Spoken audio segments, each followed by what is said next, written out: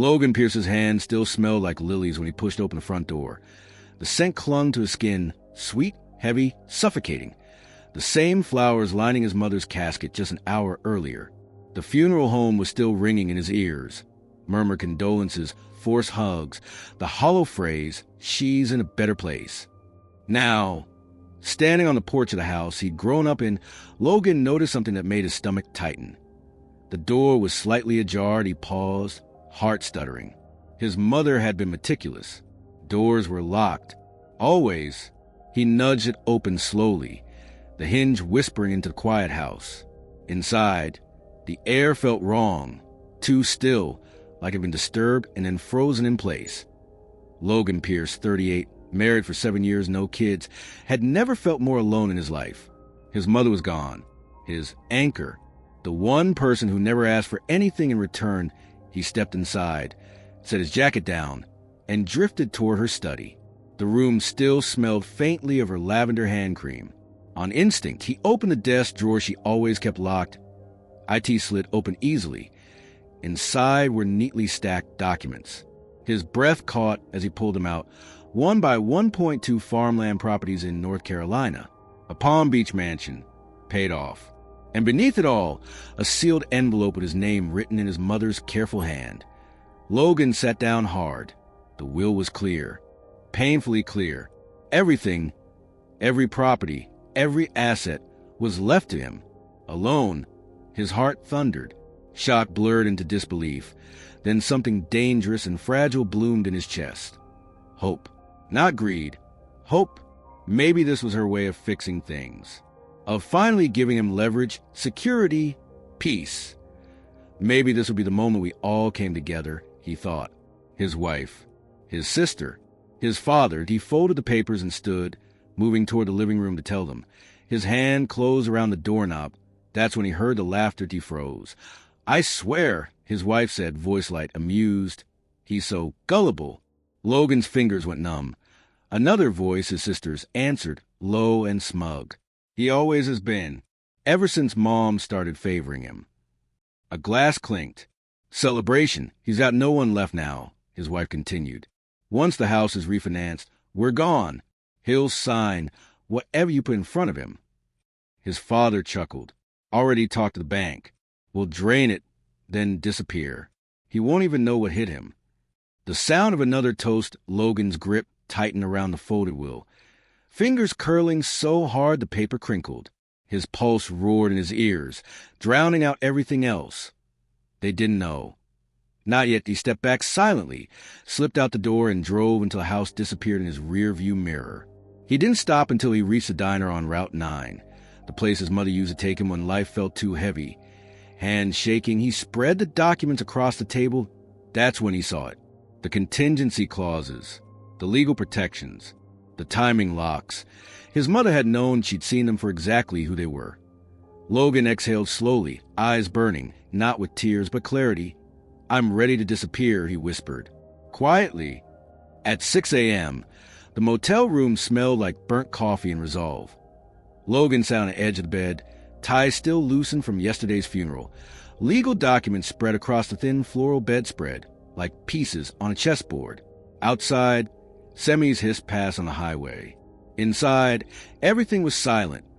On purpose. This wasn't panic anymore. This was planning. He dialed a number he hadn't used in years. 1 ring. 2, Logan, the voice said, surprised. "Man, I heard about your mom." Evan, college roommate, now an estate attorney. One of the few people Logan trusted without hesitation. By the time the call ended, the power dynamic had shifted. A retainer was signed digitally. Protections activated. Evan walked him through every clause his mother had embedded. Quiet traps disguised as generosity as Logan sorted the papers again. Something new slipped free from the stack. A small, folded note in his mother's handwriting. "Do not let them take what they never valued." His throat tightened. It felt less like advice and more like a hand on his shoulder. A conspiracy across time. She hadn't just left him assets. She'd left him instructions. His phone buzzed, 0.17 missed calls. His wife's voicemail came first, syrupy and sharp all at once. "You're being dramatic. Call me back." We can talk like adults. Then his father, voice controlled, measured. Son, whatever you think you heard, we can fix this. Logan didn't reply. Instead, he opened his laptop and sent one email to the family accountant. Subject line, immediate action required. Freeze all remaining shared assets. Attached, the will, the land records, Evan's retainer letter. He hit send. Within minutes, the family group chat detonated. What is this? Why is the accountant calling me? You had no right. Logan watched the messages stack up, unread. Then he locked the screen and slid the phone face down. Silence was a move by noon. He was driving south. Mile by mile, the distance grew, not just in geography, but in control. When the rusted gates of the Palm Beach property finally appeared, it felt like arriving at a forgotten movie set. White columns stained by time, ivy crawling up stone walls, palm trees swaying like they were keeping secrets that a man stood waiting. Ramon, he said, offering a hand. I've been taking care of this place for over 20 years. 20 years as they walked to the mansion, Logan's chest tightened. His mother's life, an entire chapter, had existed here. The sunroom stopped him cold. A piano by the window, dust on the keys, but not neglect. Memory. She played every morning, Ramon said softly. Said it reminded her who she was. In the study, Ramon pressed a panel behind a bookshelf. A safe slid open. Inside, deeds, old photographs, and a sealed envelope. Logan opened it slowly. This is yours, his mother had written. Not by blood, by integrity. You don't need to fight. You only need to reveal. The word burned into him. Reveal. That night, Logan slept in the mansion for the first time. At dawn, sunlight spilled across the floor like a promise. She hadn't left him weapons, she left him the truth. And he was ready to use AITA at exactly 9:01 a.m. Logan pressed upload. Not a second earlier. Not a second late. Precision mattered. This wasn't emotion, it was execution. The evidence package went live in a private cloud folder, meticulously labeled. His mother's will. Full asset inventories. Property histories. And finally, her letter. Pages documenting years of emotional abuse, financial manipulation, and quiet abandonment. Every accusation backed by dates, signatures, and witnesses. Logan didn't send it to the public. He sent it somewhere far more dangerous. His wife's corporate compliance officer 0.5 minutes later. His phone buzzed. Receipt acknowledged. Potential fiduciary misrepresentation under review. Institutional language. Cold. Final at 8:10 a.m. The call started. His father first. Ignored. Then his sister. Ignored. His wife texted, "You're being cruel." Logan stared at the word for a moment, then typed a single reply. Reveal. The irony almost made him laugh. They had toasted his grief, celebrated his isolation, and now he was a cruel one by noon. An emergency board meeting was convened. By 1:30 p.m., the compliance officer forwarded a memo. Due to undisclosed conflict of interest and material misrepresentation, the chair has voluntarily stepped down effective immediately. His father's position, once untouchable, had become radioactive. There were no raised voices, no slammed fists, just consequences. That afternoon, his wife arrived at the mansion. Designer coat, oversized sunglasses, performative panic dressed as confidence. Logan watched her approach through the tall windows and felt nothing. "We were angry," she said, removing the glasses too slowly. "We were stupid.